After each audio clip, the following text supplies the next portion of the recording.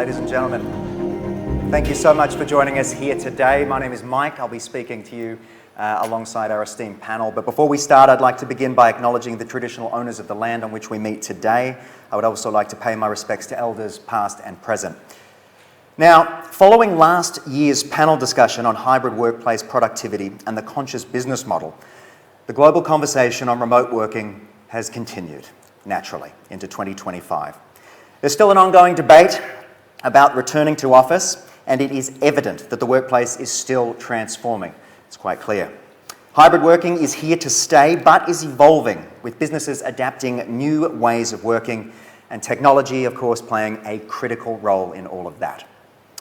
Today, we'll explore these themes with our esteemed panel. You're here to hear them talk, not me. Wonderful to have you all with me.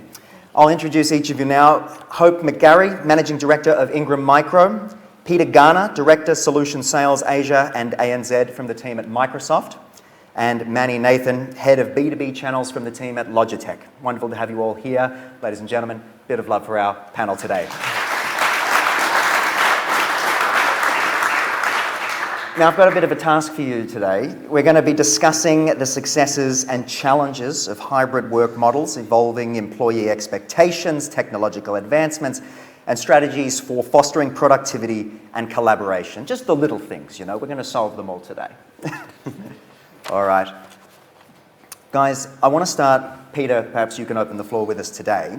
I'm curious to know what your current workplace business model is and how have you seen it evolve over the past few years in relation to productivity and collaboration. I know it can be a bit strange with these hybrid work models. What have you seen? Well, at Microsoft, we always had a remote work model, a flexible model, even before the pandemic, and that hasn't changed. You know, we've sort of stabilised now, and we have a policy of having 3 in-person days a week. So that could be an in-office day, and it often is an in-office day, but we're a sales and marketing organisation, so it's often a with-customer day as well, and occasionally in another city with colleagues or in another country. Nice. So there's that, and then on the technology side, bringing technology into all of our meeting spaces. I'm trying to be that kind of customer zero, where we test out the technology and make sure that the experiences we have are fed back into our engineering team. Nice. Doesn't surprise me at all from the team at Microsoft there, but Hope, what about what you've seen? So prior to the pandemic, we were predominantly 5 days in the office. That was our predominant motion. Since returning, and I think there's been significant change as the models are evolving, we've taken a very considered approach to the guidance that we've given our team. So we've actually taken a persona-based approach to the way in which we look at our teams and the roles they perform in the business. So for our sales organisation, it's 1 day a fortnight, because we are also customer focused and customer facing, and the team need to be out talking to our customers and talking to our vendors. And then for other roles and functions in the business, there's a 3-day requirement, but it is very much driven by the roles in which they have within the organisation and allowing them the flexibility to be able to perform those roles as best as they can. So we've been very, very measured and very, very considered around the types of roles the team perform. We obviously, being a distributor, have a large DC, distribution centre as well. So we have a very diverse workforce, and I think one of the challenges that we face is equity and ensuring that we drive equitable experiences across those multi-layered people within the business that perform very, very different functions for us and our customers. So many moving parts. I don't know how you guys do it, but Manny, do you want to chime in as well? Yeah, similar to Microsoft and what Hope mentioned in Ingram as well, even prior to pandemic, we've had a very flexible work arrangement. Maybe I would like to touch a little bit around what we are seeing from our global customers' point of view. 3 out of 4 organizations, 3 out of 4 organizations are having some kind of a hybrid kind of work policy. Hybrid work has pretty much become work in a lot of manner. If you look at what we discussed last year, where we are now, last year we were still discussing about is hybrid work is here to stay. I think we can all agree, everyone in this room can agree that hybrid work is here to stay in a lot of manner. 3, what we are also observing with our global customers is that 3 out of 4 employees are either working from 2 or more places. They work from home, they work from offices, they work from airports, they work from hotels, cafes, anything in between. So what becomes vitally important is that how do you give that same workplace experience to your employees, whether they are working from 2 or multiple different places. I think that's really ultimately the problem that we are trying to solve to our customers, together with our technology vendors, together with the partners. And that's where I think really the next few years of that ecosystem is going to evolve in a lot of manner. But our customers are at the end of it, at the middle of it, and we are here talking about how can we leverage that gap between the employee experience, the ecosystem, and how do we give them the best productive tools for them to go out, learn, collaborate, and deliver. Okay, so we've scratched the surface here, and I think it's interesting to hear from all three of you. Peter, I will start with you on this next one, but could you describe any changes or adaptations that you've noticed in your team's workflow or even workplace habits? I think that's another interesting one to look at over this period. What's been the biggest challenge? And maybe we can touch on how you overcome it as well. The biggest challenge that we have at Microsoft is that frequently the teams of people that are working on a particular project or a particular deal are not in the same location. That's nothing new, I guess. Yeah. But also they're not even in the same time zone. So we have kind of cross-functional teams where you've got people in America, executive sponsors, and people in India, often engineering people, and the salespeople on the ground in Australia, and we're all trying to collaborate together, but it's very difficult to get everybody together in a meeting in the same time zone. And so we've kind of evolved over time to a place where it is acceptable to not be in the meeting. Yeah. So the way that happens is that we're using the kind of persistent Teams chat connected to the meeting, so that people who are not going to be in the meeting will put their inputs into the meeting before it happens, and then they will watch the recording or use Copilot to get a recap of what happened in the meeting, and then they'll put their inputs into the chat after the meeting happened. And that way we have employees who are participating really actively in a meeting who weren't actually in it. And that's great, because my motto is the best meeting is one you don't have to go to. I feel like I'm triggered by that one, but Hope, what would you say to that as well? Let's talk the challenges and whatnot. So I think the challenges are getting people to turn their cameras on Teams. I'd really love that to happen a little bit more. But in seriousness, I think the challenge for us again comes back to the diversity of our makeup of our organisation. So we have a very large portion of our workforce that don't have ready access to technology. They're on the warehouse floor. However, they still require collaboration, they still need to be informed, they still need to get the same flow of communication coming to them so that we can work collaboratively across the business. So I think that's one of the challenges that we continue to face, and I think we're constantly looking at how we do that and do that better. We've put different types of technology out into the DC. We've given teams different access to technology that in the past they haven't had. That's required some learning and development input as well, and investment to be able to skill the teams up to be able to access and utilise that effectively. So I think for us we are a little bit unique in terms of just the diverse makeup of the people that sit in our business. So it's about trying to ensure that there's equity and everybody has access to the tools they need to be able to perform the roles they need to, and to help foster collaboration when we're also split across multiple locations nationally and even in Sydney itself. Yeah, Mani, let's talk changes and adaptations as well. Anything to comment? I think they both talked a lot about the challenges in bringing in the employees, giving them the right tools and whatnot. Yeah. I would like to maybe talk a little bit about how in Logitech for Business we view when an employee goes into the office. Let's say if I'm going into the office, if I'm going into our Sydney office, I could use potentially Logitech Desk Booking, which is a booking software that we have. And let's say, I want to be seated next to a team member that I would like to actually collaborate with on that day. This is a good way for organic conversations when you're going into the office. So you can easily book using Logitech Desk Booking. Nice. I can actually go into Tune app to be able to actually book the desk that I want, or close it to the people that I want to be seated with. I can notify them that I'm actually coming into the office on these days, so that my team members or people that want to actually collaborate with me in person can actually go in. When I go into the office, maybe I'm physically located in our Singapore office. I might not be very familiar with our Sydney office when I'm walking into the office. So for me, if I need to know how do I actually find my way around the office, what is the desk that I booked, or I need to find a meeting room that I actually want to use for a call that's coming up, we have introduced Logitech View, which is actually a new function. If you have not heard about it, please go outside in the showcase area where I've actually shown that. It's a path finding map in display screens that we have actually introduced. And it's connected to our rally bars in all the meeting rooms. Cool. So it even actually does almost real-time update on meeting room availability and all of that. It's synced up to that. And let's assume I find the space that I want, and I could just use Logitech Flex, plug in my laptop, and all the accessories are I'm connected to the accessories, maybe the monitors, maybe the keyboard, the mouse, the webcams, and whatnot. So that gives you the full array of products that you're kind of used to. Goes back to meeting equity.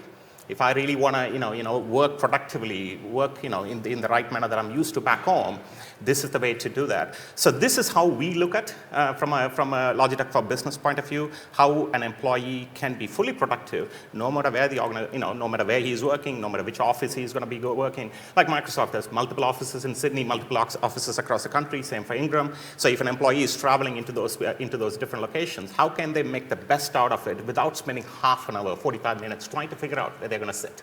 And I think that's where the vision of Logitech goes. Yeah, absolutely. Manny, I love your optimism about these things. We present challenges and you've always got a fun way of sort of working it all out. But your business, Manny, a tech advance. So what is your perception about the broader enterprise market, if we can touch on this? Not so much the adoption of hybrid work, but its optimization. And again, a little bit about what Hope was saying earlier. From again, maybe I can put on a little bit of a global front and kind of say that when it comes to optimization, more or less most of the conversations we have at the CXO level with our enterprise customers are all currently not revolving around meeting rooms. The conversation is really around how do I get the best workplace experience for my team? Especially, we are living in a time when the real estate footprints are being reduced. Yeah. It's an interesting conversation I just had with Hope just a few minutes ago about the changes they're going through. How do we get the best out of that real estate footprint? How do we optimize our workplace experience to deliver the best productivity for my team? I think that's really where Logitech is really going to be focusing on moving forward. I'm not saying that we more or less have a solution for more or less all the different spaces. We are going to continue to work in the next few years. You'll see many products coming in that might not be the best solution that we have in the market, like for a boardroom, for example, a training room, and so on. So those are some of the challenges that we are looking to solve moving forward.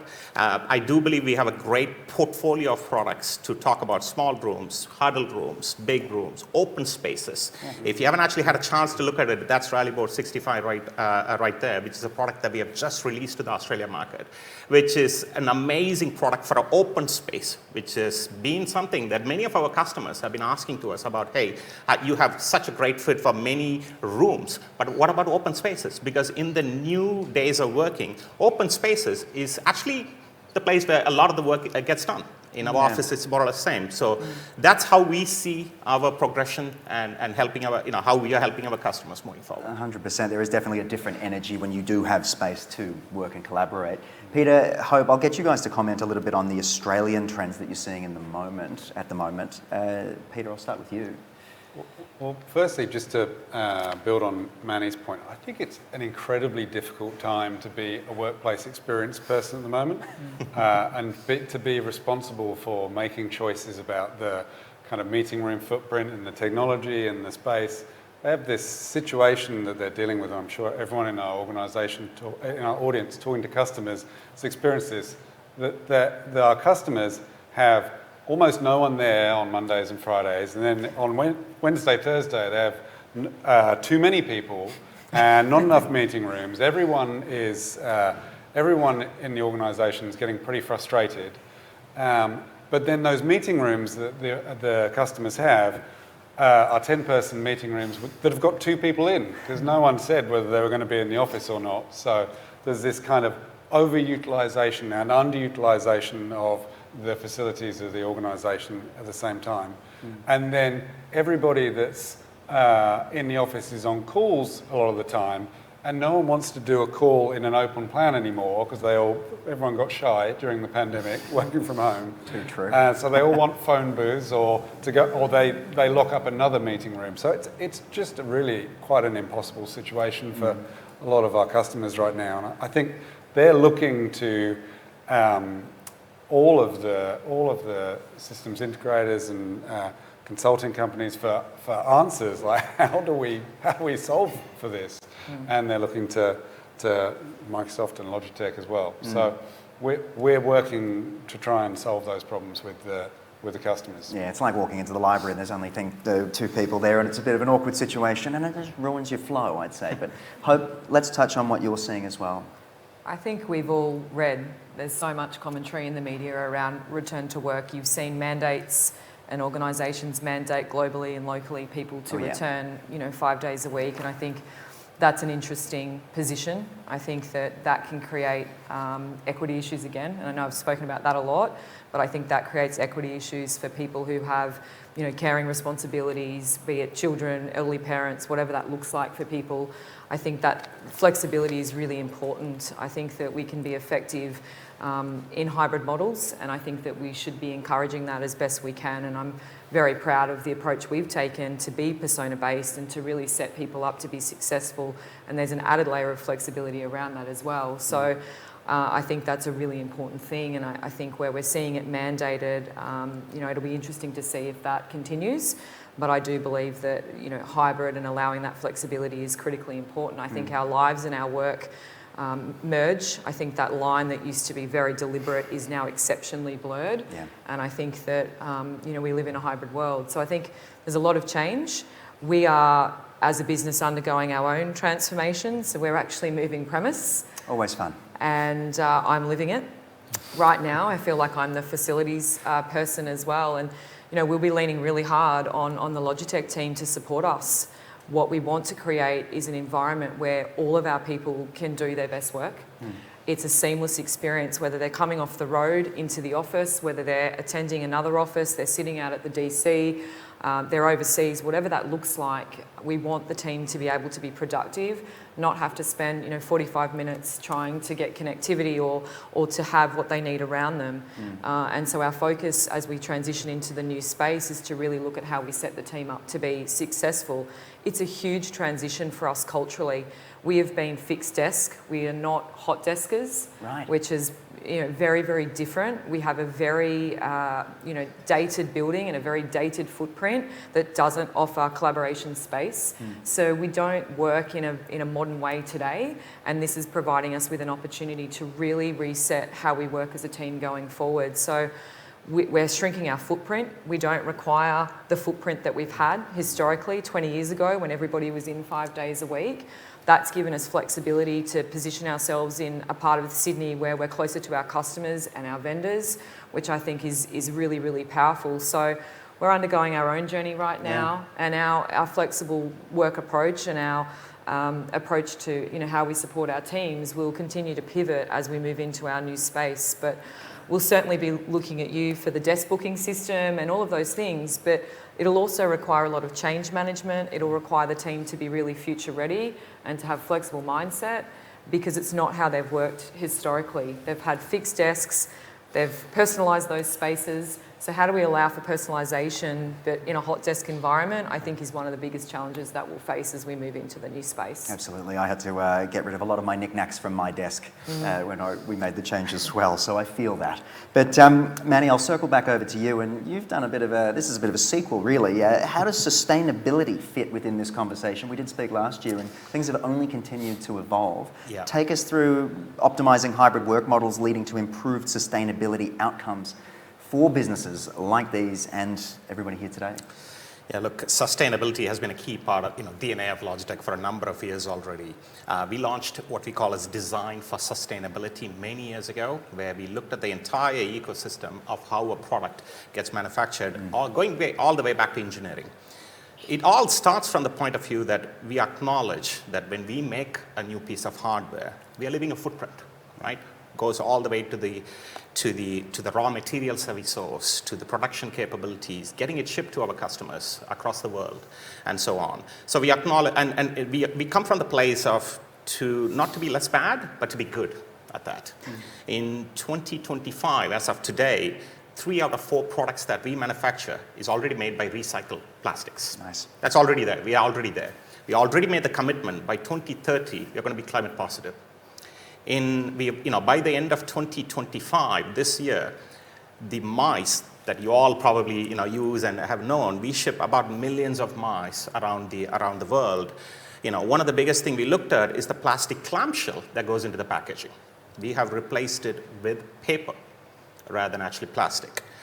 What that saves, when we looked at just the mice portfolio that we have, this is one single product that we are shipping, we are saving 660 tons of plastic this year alone, per year. 6,600 tons of carbon dioxide removed from the atmosphere. Perfect, yeah. To put that into perspective, that's 37 million plastic bottles, single-use plastic bottles per year. 1,700 ICE cars coming out of the roads every year. We are not done. We have a long way to go, but we are absolutely thrilled at where we are. We have even opened this practices that we have built, even to our competitors. We have kept it as an open book. We have said that if you, as a vendor, because we believe that we can't solve this problem by ourselves, right? No. Our customers are demanding that. Our customers, our partners are demanding that, which is a great sign. Gen Z consumers are demanding that, right? When they buy, they want to know where it's manufactured, where it's come from. That's great. You as a customer, as a partner, the next time when you're out in the market, please ask, are you using plastic or are you using paper? That's a simple choice you can make as a customer to do that. But we are on this journey. We are extremely proud about the journey that we've been on for the last many years, and we continue to make great strides. Again, I could talk about this for hours and hours, but this is, everyone in Logitech is absolutely passionate about what we do in sustainability. That's even goes all the way back to our CEO, Hanaka. Whenever she goes into analyst calls, whenever she goes and talks to the media, sustainability is one of the 3 things she brings out every single time. So I do think that we are extremely happy with what we are doing. A long way to go, but it also, I would highly encourage our partners and customers to check these things when you're going out to the market, because I do think it's important. Yeah, 100%. And as somebody who does the bins in our house, whenever I get some plastic and things I need to put through and it breaks through the plastic bag, and recycling's just so much easier in the long run. I'll go there. But I'll direct this question about sustainability to Peter, now you. Take us through where you guys stand at the moment and what you're seeing. I think the fantastic thing about a conversation about a hybrid workplace is that you have the ability to have a really high-level conversation with customers. You can branch from a meeting room sales opportunity into a conversation about them saving on multi-year real estate costs by consolidating their real estate footprint. And you can have a conversation about sustainability and the reduction in their carbon footprint from having less real estate footprint and all the electricity and the power and everything running it, and also having less commuters coming to the office because you've moved to sustainable 3-day-a-week policy. So, there's an opportunity to elevate the conversation, and then when you do elevate the conversation, and the organisation you're talking to is saving all this money on real estate, you then get to ask them to put some of it back into technology, and potentially the deal starts to pay for itself. Hope, anything you wanted to add to the sustainable aspect of our discussion?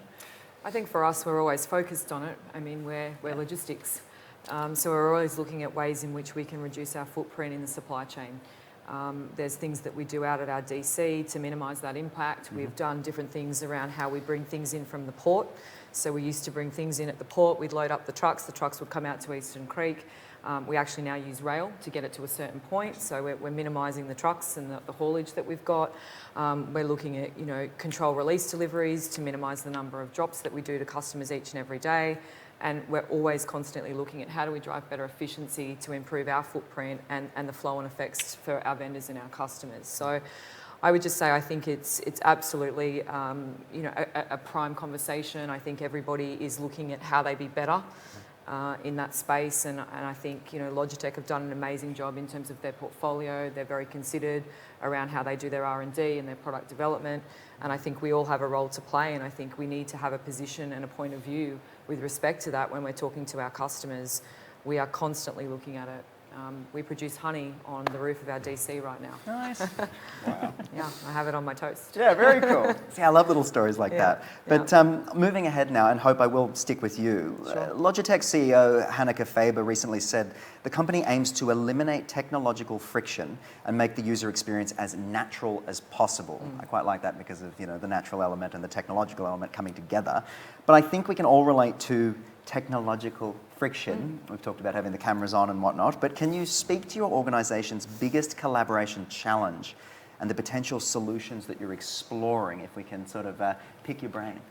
We've got a great opportunity right now to overcome many of the challenges that we've had because we're scoping a new space. Nice. And so the ability to build or have an environment or a workplace that allows us to collaborate and work together far more effectively and efficiently is upon us right now. We still will have the challenge around multi-location, a very diverse workforce performing very different tasks. So I think that will continue to be a challenge for us. And I don't know if we've got the silver bullet answer for that, and I'm not sure anybody does. I think what we'll start to see, I think from the seamless perspective, it's our focus as we move and transition into the new space that irrespective of where you're coming from, whether you're on the road, whether you're out at the DC, whether you're in office 3 days a week in the finance function or the marketing function, that it's a seamless experience. And the hot desk piece for us will be a big transition, and we want that to be as seamless as possible and to ensure that people are productive, not wasting 45, 50 minutes in a meeting, unable to connect or coming to their desks and trying to work out how they start their day.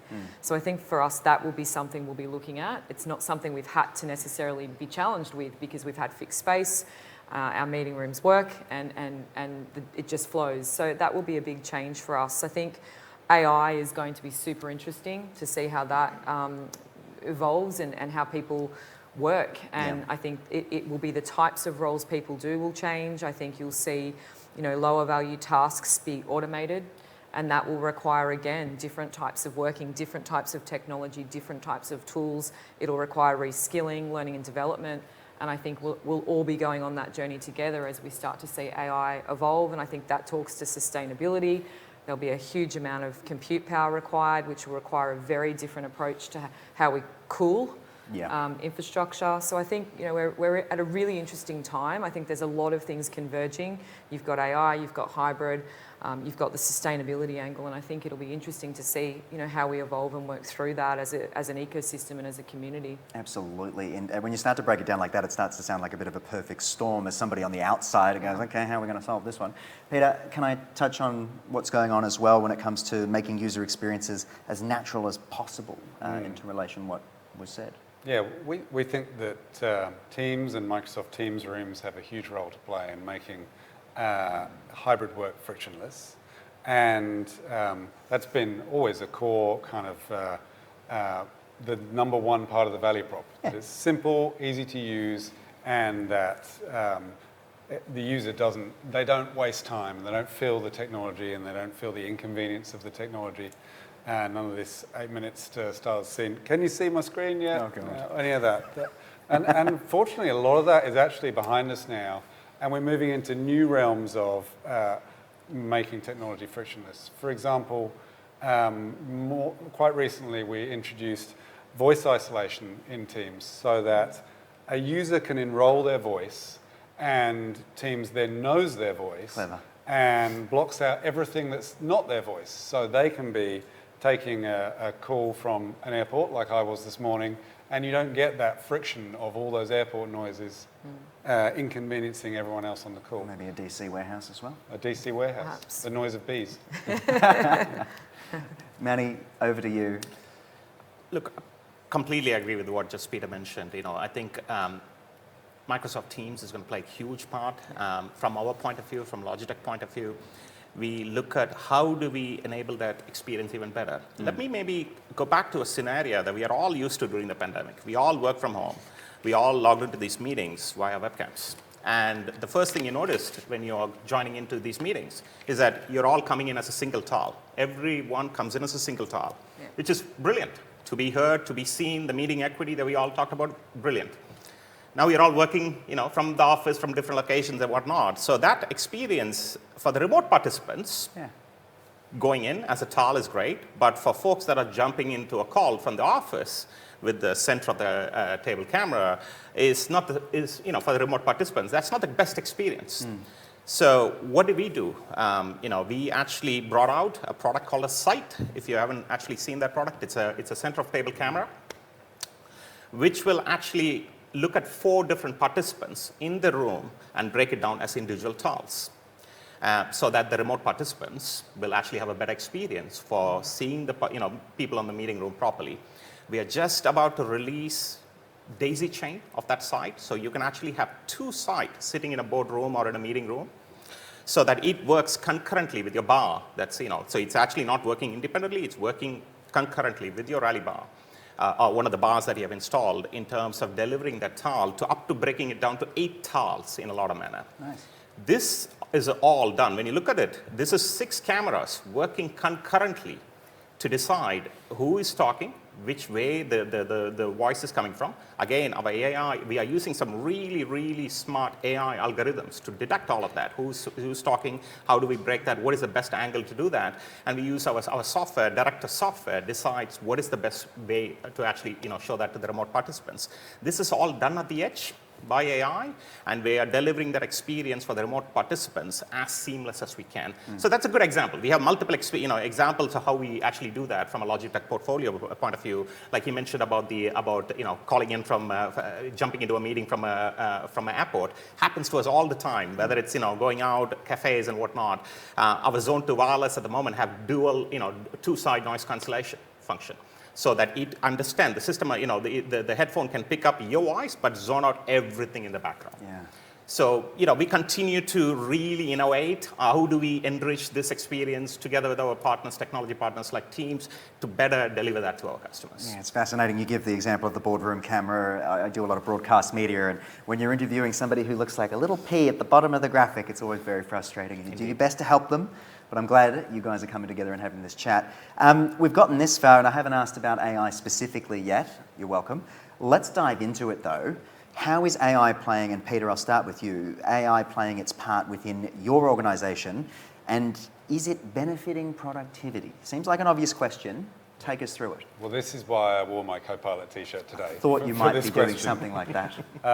Absolutely, it's benefiting productivity. I feel like I'm talking to Copilot more than I'm talking to some of my family members at the moment. And we have such a deep relationship. We're through the on every task I do in the day. Yeah. And what we've seen over the last couple of years is we're moving from this kind of prompt-based generative AI, where you ask a question, you get an answer back, and maybe it helps you do something, to agentic AI, yes, where we have agents now that are really filling the roles that humans typically would have filled, and they're doing tasks in a workflow, and even agents handing off work to other agents before it goes back to a human. And so one agent example in Microsoft Teams is the facilitator agent, which is in preview at the moment, and we're using it at Microsoft. And it takes meeting notes during the meeting, and if you've given it an agenda, it'll keep you on track for that agenda. It attributes actions, and you see all of this coming up in real time. So instead of a human having to be the person that captures the notes, and I always hate being that human. Where you go, can you be the person that takes the notes? You're like, who's going to be the scribe? Yeah, it's going to be really hard. There's a couple now of them in the the facilitator agent does all that, and it does it really well. And so you see it appearing in the loop component. You can have it on the screen in your meeting, and it captures it. It captures the actions. Everyone knows who said what, who's doing what is the follow-up. And if you get to a point in the meeting where you've got 10 minutes left to go and 3/4 of your agenda, it will be kind of whipping you and say, come on, you've forgotten these tasks. So that's one example, and there are many. In fact, I heard yesterday that someone say that this will be the last generation of people managers that has only humans in their teams. That soon we will have teams that are full of humans plus agents and everyone will be working together, just handing things off to the agent, and the agent gives things back to us. Yeah, and then we don't even need to get onto robots, which are the future. I was watching Star Wars in preparation for all of this, so I appreciate that. I watched an NVIDIA keynote last go. week. There was lots of robots in there. Manny, let's talk AI. Talk us through what Logitech's bringing to the table or what you're exploring at the moment. Yeah, look, we look at AI as a big tailwind for our business together with hybrid work in a lot of manner. I've already touched on a few aspects of AI, how we are delivering that right, working together with our technology partners. What I'm really most excited about are how are we using AI for delivering both better video and audio experience to our customers. Totally. That's, I think, at the core front of what we do from an AI point of view. We have released features such as right side 2, right sound 2. These are all AI that's working in the background to deliver a better better video experience and audio experience for our customers. Something new that we have launched that I'm really quite excited about is Rallyboard 65. How often have you seen a board like this in, let's say, in an open space, and then you're having a meeting with 2 or 3 people in the background, but as a remote participant, you get absolutely distracted with all the people in the background, all the noise that's coming in from the background other than the people. In Rallyboard 65, we have launched a new feature called as Digital Cocoon. You, as a user, can actually tell, you can actually program Rallyboard 65, you can set the feature so that it only picks people from a certain diameter that you ask them to do. What it's doing in the background is then the AI comes in, kicks in, and says, okay, I only capture the people within this area, and I only capture not only the video, audio from that diameter, and I zone out everything else as a software. And it's all done by AI, and that's delivered to our customers. That really, imagine that's almost like you're in a mini small room, even though you're in an open space. As a participant, you don't get distracted as a remote participant, and also as one of those attendees on the open space, you fully into the meeting as well. This is all AI working in the background. So we continue to push our engineering from an AI perspective and deliver that to our customers. So that's again just one example, but this is a new example that I'm quite excited about. Very, very cool. I'm thinking of the cone of silence in Get Smart, I believe, was one of the things. That's exactly what it is. Remember this kind of Buell example? copied it from us, yes. Hope, take us through a little bit about AI helping your teams. What So are you seeing? we're transforming to a platform organisation. So we sit as a distributor between the partner and the vendor, and we sit in the middle. And it's a very complex ecosystem full of a lot of manual tasks. Lots and lots of Excel, lots and lots of back and forth, lots of manual interaction between teams, and that drives cost for all of us. Yeah. So as we transition to the platform, which is AI machine learning based, what the intent of the platform is there to do is to simplify the way in which we work together and to remove as much manual friction from the way in which we work together from the ecosystem. So partners who have traditionally maybe had to call someone or email a support at Ingram Micro email address will now be able to have a higher level of self-serve opportunity, and it frees up their teams to be able to focus on the things that they need to be doing, which is driving customer engagement and driving business. So it's all AI machine learning. It drives a lot of propensity, data, insights into the vendor's business with us, but also the partner's business with us. It's a single pane of glass view of your business, whether you're a partner or a vendor, into how you're working with us. But it's also reimagining how our teams work, because we've also had teams of people that have been on the end of the email, managing order status tracking, giving you ETAs, managing your credit. All of those things, partners will be able to self-serve. So we say that we'll be digitally aggressive but amazingly human. And the view is for our people is to, again, find those opportunities to upskill them and to redeploy them into higher value work that moves businesses forward, as opposed to those day-to-day things that just take up so much time for all of us. And there's a huge cost to serve in that for each of us. So it'll be speed, agility and insights to be able to work smarter with the platform moving forward. Very well said. Hope, I am going to stick with you for this next one. Okay. Do you see a shift in employee expectations concerning flexible workplace and the technology to support it? This is a people-centric question. Are employees demanding more than just fast internet these days? What are we seeing? Absolutely. I think as the line is so blurred between work and home, I think people are really looking for a seamless experience, and you can transition between the two without disruption or interruption. I think as you've got early career hires coming through, they've got different expectations around flexibility.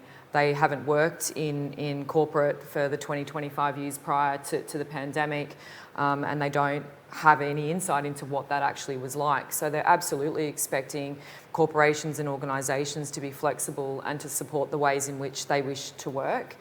I do think hybrid is really important, because I do think for early career hire people coming through, that ability to learn through osmosis, which I think you can only get by being face-to-face Totally. in some instances, is super important. And I honestly think we've lost a little bit of that. But as they come through, we're having to be far more flexible around personalising the experience for them. Many of them are Mac OS users. They've never used a PC. We've predominantly been a PC-orientated organisation, so we get a new hire and we give them the PC and they look at it and say, I don't even know how to use that. And so we're really having to be more considered, more personalised in terms of how we support people coming into the business. So I would certainly say we're having to adapt and be flexible in terms of what we provide. That creates challenges from an IT infrastructure and management perspective. There's security concerns that go along with all of those things.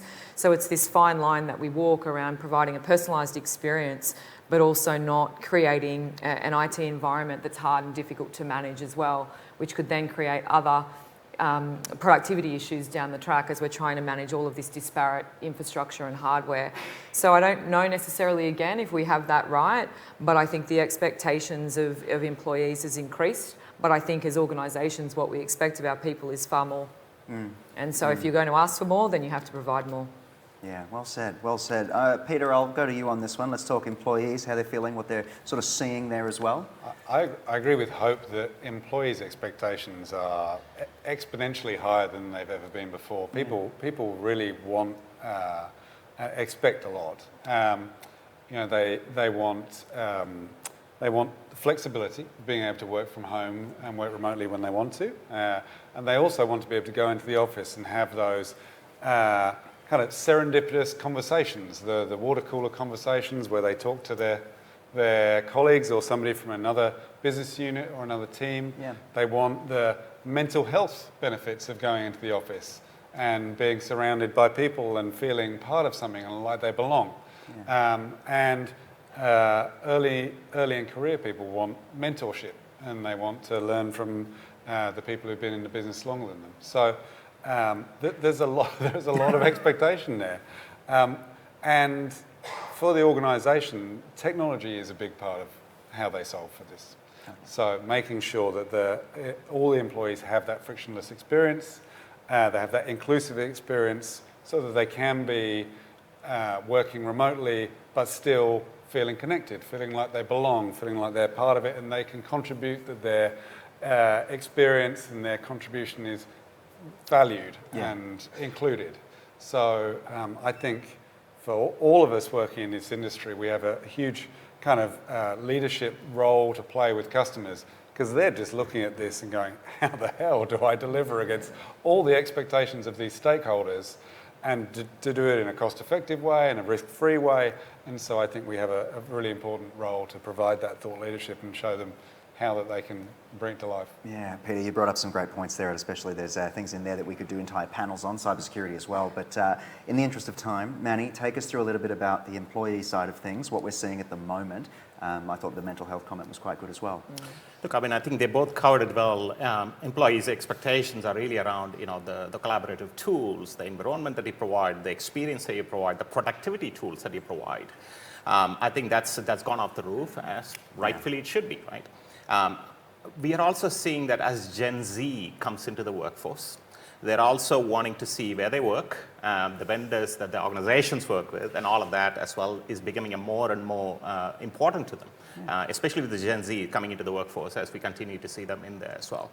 I expect that to continue to happen. I do expect that productivity tools, seamless experience, whether you're working from home, whether you're working from hotels, whether you're working from office, that seamless experience. More importantly, the productivity tools that you offer, the teams that you offer, the ecosystem of products that you offer is going to be absolutely crucially important to retain your talent.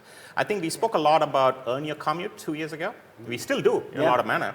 I think it'll come a time when that conversation will go, but how do you earn the loyalty of your employees, right? And that comes into the forefront of the experience that you provide, your tools that you provide, the vendors that you work with, and so on and so forth. I think is going to be the next 5 to 10 years journey. Yeah, certainly is interesting. And again, I'm glad these are problems that smarter people than me are solving. Hope, let's talk a little bit about office design. You did allude earlier that you don't want to talk about it? Let's okay to talk about it. You seem a little tense. How do you see the modern workplace evolving in terms of office design over the next 5 years? I can see you looking at the plans in your head right now. Do you see a different picture for 2030? I think footprints will reduce. If I look at what we're doing now and the space that we're going from to the space we're potentially going to, it's a drastically reduced footprint. Yeah. And that's because of the way in which we work. We're persona-based. We have hundreds of staff, but I think at capacity on any given day we're at 180 to 200 because the majority of the team are out in the field.